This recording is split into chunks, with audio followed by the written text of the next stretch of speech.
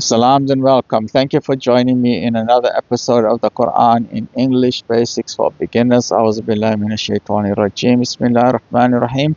Surah 54, verse number 4, Surah Al-Qamar, the moon. There have already come to them recitals wherein there is enough to check them. Mature wisdom, but the preaching of warners profits them not. In the same way as we saw in the previous episode, they asked for the splitting of the moon. They are seeing the splitting of the moon with their own eyes, yet they don't want to believe. Even today in the 21st century, there are so many wonderful human beings who have found the truth. There are so many da'is, there are so many of the ulama, there are so many of the maulanas and so on, who are sharing the words of wisdom, and the da'is are trying their level best to say, please read the Quran. And they have more knowledge than me, they have more knowledge than us, and they are doing fabulous work. They will stand for hours and hours at various places, whether it's the Speaker's Corner in Britain or so many places in Europe and America and so on. And alhamdulillah, they're doing fabulous work. And many people are listening to what they are saying.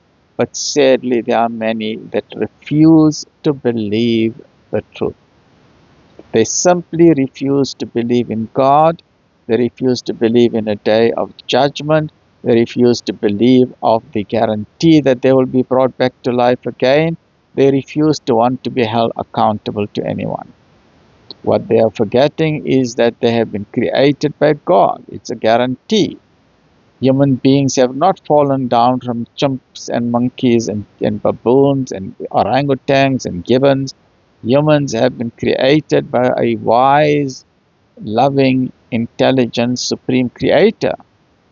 He has not created them for fun and games. There's a meaning and purpose to life.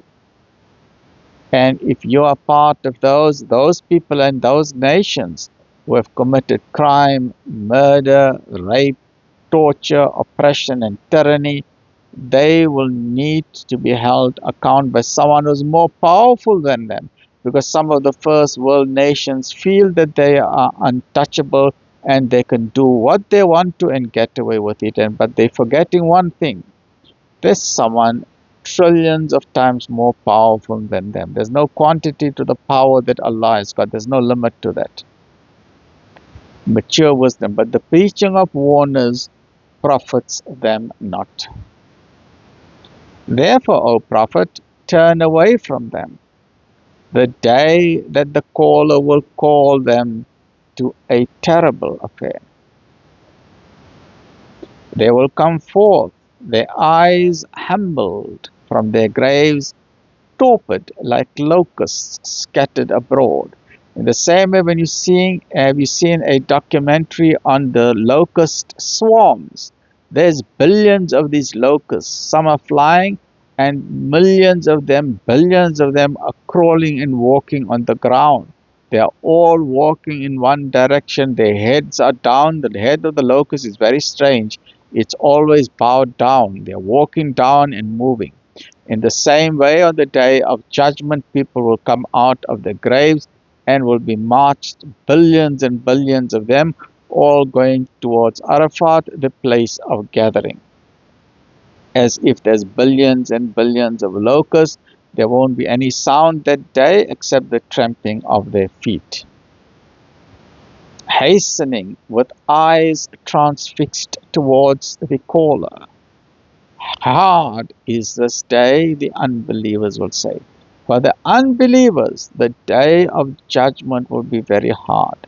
If the Quran is using the word hard, if Allah is using the word hard, can you imagine how hard that day will be for the unbelievers? So please don't delay. Get the copy of the Quran today. Stay well, look after yourself. Alhamdulillah.